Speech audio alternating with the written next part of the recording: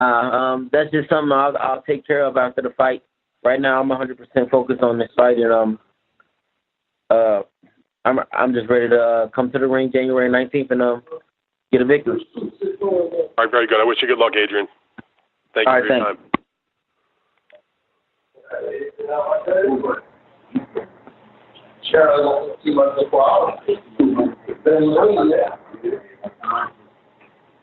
Next question, Katina, please.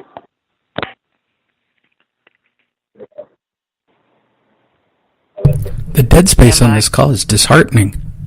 Operator? Our next question is going to come from Niall Dorian from the Boxing News. Please go ahead. Hey guys, how you doing? My question is for Stephen Espinoza. Hey Stephen, how are you? Just briefly, this event is a Showtime pay-per-view event on January 19th. Do you have any comments on rival networks, specifically Eddie Hearn and Oscar De La Hoya, saying that pay-per-view is dead on boxing? And furthermore, do you think on a macroeconomic level that pay-per-view in American professional sports is dead? I'd be interested to hear your comments. Thank you. Sure, happy to. Look, on the concept of pay-per-view, I'm wrong. We've consistently said that it's a useful tool when it's necessary. When you have a premium event, if you've got a filet mignon event, you're going to have filet mignon prices. You don't get filet mignon at the price of ground beef. I think a lot of the blowback in the negativity around pay-per-view comes when networks are trying to sell people pay-per-views that don't belong on pay-per-view. I didn't hear too many people saying that Wilder versus Fury was not a premium event, a special event, a heavyweight title fight, an international worldwide title fight that deserved to be pay-per-view. Likewise, on January 19th, you have two of the biggest stars in the sport. Manny has a long history on pay-per-view, and the way this event was able to happen was through the pay-per-view tool. So, in these two pay-per-views are the and Mayweather-McGregor are the only pay-per-views we've done in the last 3 years. So I understand what Eddie Hearn and Oscar De La Hoya are saying. It's a great marketing ploy, and that's really all it is. It's just a catchphrase, because both of those guys rely on pay-per-view and have relied on pay-per-view as an integral part of their business in the past. Eddie, on one hand, will say that pay-per-views are a terrible thing and they're dead, but if we look at his UK business, it's basically all built on pay-per-view. Oscar himself, while he's saying that boxing pay-per-views are dead, is simultaneously selling an MMA pay-per-view.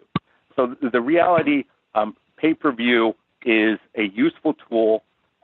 It rewards the fighters for taking tough fights, and it allows some fights to happen that wouldn't otherwise happen without that tool. But it should be used sparingly. Thanks. Thank you. Next question, operator. Our next question is going to come from Carlos Toro from Fightful. Please go ahead. Thank you, Adrien. First question, I know from the very beginning, since this fight was signed, the, I guess, kind of secondary story surrounding this fight is whether or not Manny Pacquiao could potentially fight Floyd Mayweather. Has that been frustrating for you, that some people may not be taking you seriously, aside from calling you a heavy underdog, but also kind of in a way disregarding you? Has that been a motivating factor, or has it frustrated you at times throughout this camp? No disrespect, but I don't give a fuck about Mayweather and Pacquiao. I'm focused on Adrien Broner and Pacquiao, and I'm focused on getting this victory, and I'm gonna go to the drawing board with my team and Stephen Espinoza and Al Heyman, and we're gonna make bigger moves. Did you get a chance to see Pacquiao's last fight against Lucas Matisse? And if so, what do you think of Pacquiao and how his skills have sort of translated now to being 40 years old compared to how he was in his prime? I mean, Pacquiao's a legend. He's a legend, and he will always go down. He's going to go down as one of the best in the boxing business. But, you know, I just feel like it's my time to take over the sport, and I'm coming to take the throne from Pacquiao. All right, Adrien, thank you. Best of luck on your fight against Manny Pacquiao next week. Okay, thank you. Our next question is, excuse me, ladies and gentlemen, if you have any questions, please press the number 1 key. Again, if you have any questions, please press the number 1 key. Our next question is going to come from Lim Satterfield from theboxingscene.com. Please go ahead. Hey, Adrien, how you doing, man? What up, Lim? Hey, so I just asked Manny on the previous call what his top 5 fights were in terms of preparation and degree of difficulty. He listed about 6 or 7, and the top one was Oscar De La Hoya. You weren't on the list. What do you think that says about him? And do you think he's in for rude awakening? Honestly, I really didn't hear what you were saying, but I heard some of it, and I really don't care about none of that. I'm just focusing. I'm just ready to go in there and have a hell of a night and start a new chapter in my career. Okay, Adrien, I spent some time watching some of the fights you talked about with the Southpaws. You're 6-0 with 5 KOs, particularly the DeMarco fight. And, you know, I thought that the right hand was key. I thought the uppercuts were key. And I know that Kevin Cunningham said that you guys are really working on doing what you need to do against the Manny Pacquiao, who he says hasn't made adjustments over his career. Do you think that your counterpunching ability is the antidote to his style of speed, jumping in, being aggressive?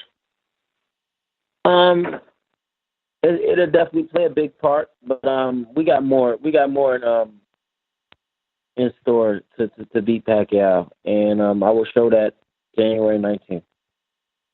My last question for you is, you know, you've had the 3 losses that Dan mentioned earlier. I thought the Marcos fight was very, very close, unlike, you know, it kind of seems to be talked about.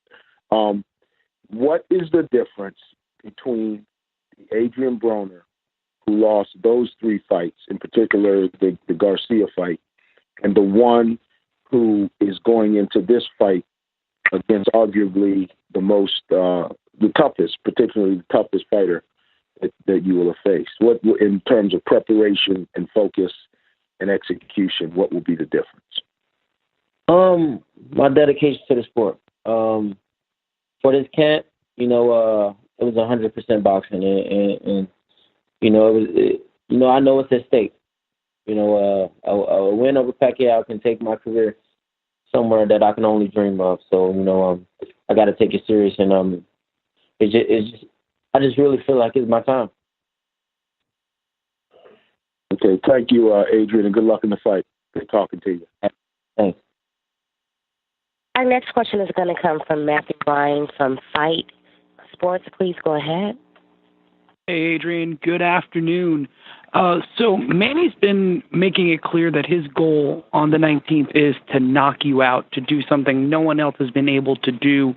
You're also looking to do that. Do you think Manny's got a shot to bring you down, and what are the things you're looking at in camp that gives you the confidence that you can knock Manny out? Man, you know, a knockout's good, but I'm definitely just going for the win. You know, I just want to win, point blank period. And you know, everybody go into a fight wanting a knockout. We don't want a knockout, but you know, things will rival different January 19th.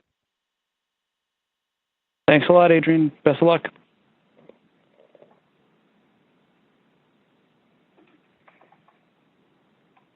Okay, so our next question is going to come from Mike Wood from Ring Magazine. Please go ahead. He's still on the call. Hey, Mr. Broner, Mike Woods calling in from Brooklyn. How you doing? My question is this.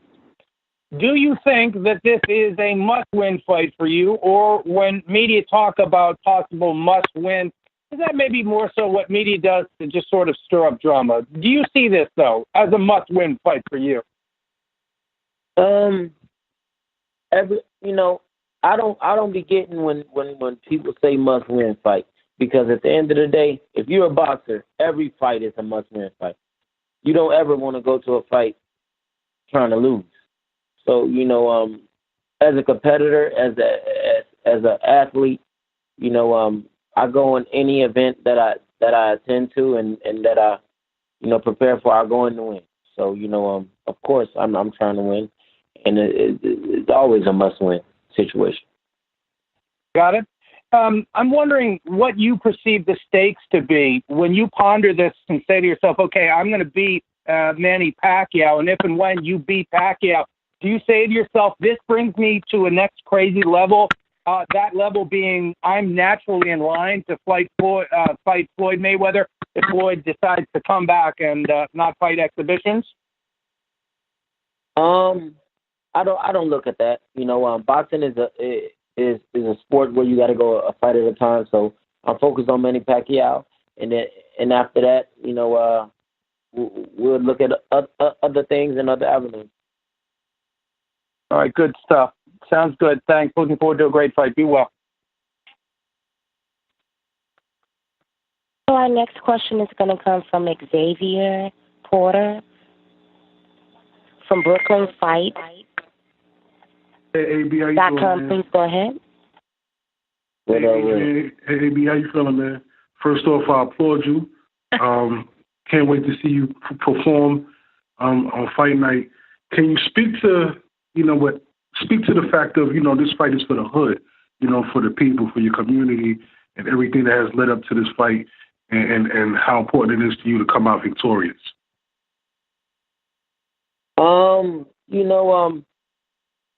Where I come from, man, we barely get someone to come out and be at the top level where I am today. So, that's why I'm doing it for the hood, to give back hope and show the young kids, just follow your dream, and that's why I'm doing it for the hood. So, that motivates me to just go in there and do my best, and we're gonna go in there and get the victory. Okay. And watching Manny's last performance against Lucas Matisse, and seeing everything that has taken place with him in his career, do you see a decline in his speed, and also do you see him being more of a sit-down puncher, more of a just want to sit down and put weight behind his punches and actually look for the knockout, which can make it easier for you to land your straight right hand and get your victory? I mean, I don't want to let too much out, but it's going to be a hell of a fight, January. All right. Well, I wish you luck on the fight, man. All right, thanks. And our last question is going to come from Nestor Gibbs from theboxingvoice.com. Please go ahead. Hey, Nestor had to step away real quick. This is Michael Gross filling in. My question is, how did you develop a friendship with Michael Blackson and John Sally? I've been to Michael Black. I've been to him for some time now. I've been seeing him around, and we're just mutual friends. And Mr. Sally, real recognized real, and when we get around each other, we just hang. We're black. Shit, what can I say? We like each other. And I got a question, man, right off the block, bro. Why red hot sauce over Louisiana hot sauce? 'Cause red hot the shit. Always red hot. Louisiana that's like